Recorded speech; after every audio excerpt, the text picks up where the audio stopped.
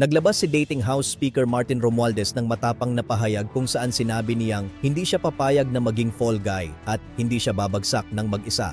Ibig sabihin, kung siya ay maipit sa investigasyon, may posibilidad na isiwalat niya ang mga pangalan ng mas mataas na opisyal na sangkot sa kontrobersya. I will not go quietly and I will not go alone. I will not be the fall guy for other people's corruption. Wika ni Romualdez.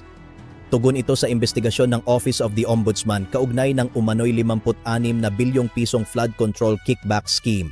Ayon sa kanya, kung gagamitin ang issue bilang political demolition job, handa siyang ipagtanggol ang sarili sa publiko at ilantad ang mga taong tunay na responsable.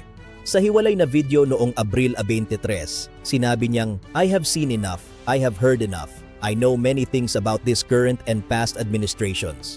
Pahiwatig na may hawak siyang sensitibong impormasyon. Nag-apply ang ombudsman ng precautionary hold departure order upang pigilan ang pag-alis ni Romualdez sa bansa.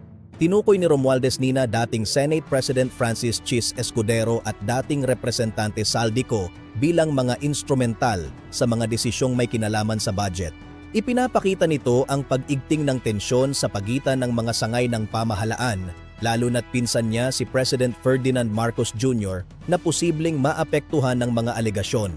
Manatiling nakasubaybay sa ating Sakto Unlimited Quick Bulletin na unang matutunghayan sa Sakto Subscription Hub, saktoradiotv.com website at iba pa nating social media platforms. Scan QR code, click subscribe.